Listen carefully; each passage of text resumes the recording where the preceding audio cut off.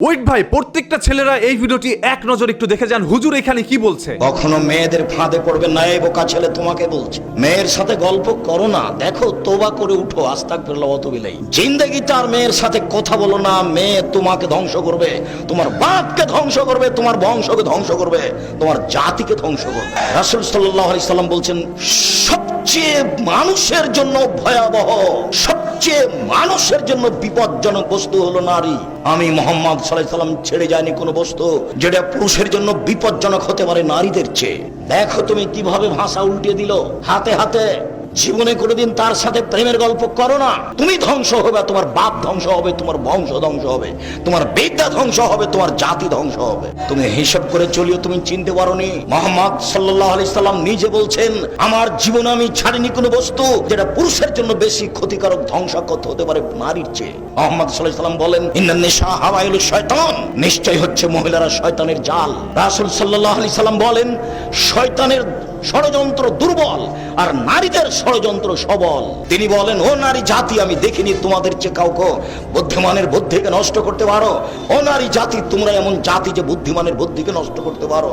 একবার তোমার দিকে হাসি দিয়ে যদি কথা বলে, তাহলে তোমার বুদ্ধি হারিয়ে যাবে। তো শয়তান কে হচ্ছে যে আপনার পাশে বসে আছে, দেখেন ওর ছোট ব্লাউজ, ওর স্বামী নাই, ওর বাপ নাই, ও বাপ ছাড়াই দুনিয়াতে এসেছে, ও স্বামী ছাড়াই দুনিয়াতে চলে। বল হিসাব। আপনি আমার দিনী বোন, আপনাকে আমি ঘৃণা করতে আসিনি, আপনাকে আমি শয়তানের চেয়ে খারাপ বলিনি। তো আপনার পাশে একজন মহিলা বসে আছে, আপনি দেখেন তার পেট দেখা যায়, তার পিঠ দেখা যায়, তার অঙ্গ প্রত্যঙ্গ দেখা যায়, ও কি মনে করে আর বাপ নাই নাকি? বাপ ছাড়াই দুনিয়াতে এসেছে, কা পুরুষ, ওটা তো আপনারই মেয়ে। মুহাম্মদ সাল্লাল্লাহু আলাইহি সাল্লাম বলেছেন, তিন শ্রেণীর মানুষ জান্নাতে যাবে না, তার মধ্যে আপনি আছেন। মুহাম্মদ সাল্লাল্লাহু আলাইহি সাল্লাম বলেছেন, তিন শ্রেণীর মানুষ কখনো জান্নাতে যাবে না, তার মধ্যে আপনি একজন। আপনি হচ্ছেন দায়ুস, ওই মেয়ে আপনার। আপনি হচ্ছেন স্বামী, ওই বই আপনার। যার পেট দেখা যায়, যার পিঠ দেখা যায়, যার হাত দেখা যায়, যার মাথার চুল দেখা যায়, এখনো বসে আপনার মেয়ে প্যান্ট পরে এখন বসে আছে। তিন শ্রেণীর মানুষ জান্নাতে যাবে না, তার এক শ্রেণীর মানুষ হচ্ছে রাজলাতু মিনান নিসায়ে, পুরুষের বেশধারী নারী, যারা পুরুষের জুতা স্যান্ডেল পরে, যারা পুরুষের শার্ট প্যান্ট পরে, যারা পুরুষের পোশাক পরে, যারা মাথার চুল ছোট করে। আপনি দেখতে পাচ্ছেন ঢাকা শহরে, গাজীপুর বাজারে হাজারো লক্ষ নারী এসব প্যান্ট পরে থাকছে, গেঞ্জি গাইতে থাকছে, এরা জাহান্নামী। আমি বলিনি এই কথা, মুহাম্মদ সাল্লাল্লাহু আলাইহি সাল্লাম বলেছেন। আমার বলার কি আছে? তিনি 1450 বছর পূর্বে বলেছেন, আমি তার অনুবাদক।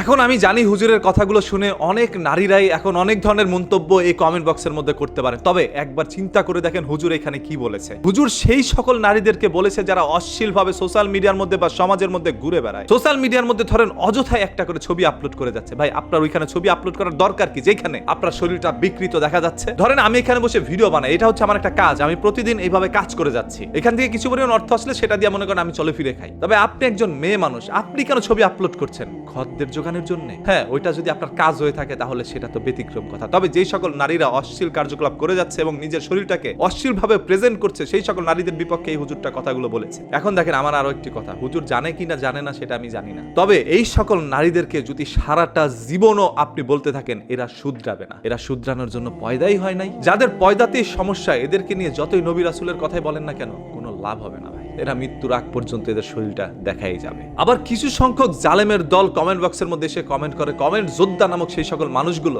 বলে, তুমি হুজুরের পক্ষে এত কথা বলো কেন, এত ধর্মের পক্ষে কথা বলো কেন, তুমি ধর্ম পালন করছো? ভাই, আমি যতটুকু পারি ধর্ম পালন করার চেষ্টা করি। আপনার যেখানে দায়িত্ব ছিল এইগুলোর বিপক্ষে প্রতিবাদ করার, আপনি তাদের পক্ষ নিচ্ছেন, নেন, কোনো সমস্যা নাই। আল্লাহ তাআলাই ভালো জানেন আপনাদের জন্য কি রেখেছেন। তবে আমি দিন শেষে বলবো, আল্লাহ তাআলা আপনাদের সবাইকে হেদায়েত দান করুক, আমাদের সবাইকে হেদায়েত দান করুক, যাতে করে আমরা খারাপ পথ থেকে ভালো পথে ফিরে আসতে পারি। আমরা যেন ধর্মের কথা মেনে তারপর জীবনটাকে নির্বাহ করতে পারি। প্রত্যেকটা মা বোন মনের মধ্যে কষ্ট না নিয়ে একটু শুধরানোর চেষ্টা করেন, আপনার জন্য আখিরাত অপেক্ষা করছে। ওই নাভি দেখায়, কোমর দেখায়, ব্লাউজ পরে, ছোট ছোট জামা পরে আপনার শরীরটাকে দেখায় এত বড় বড় গুনাহগুলো করেন না।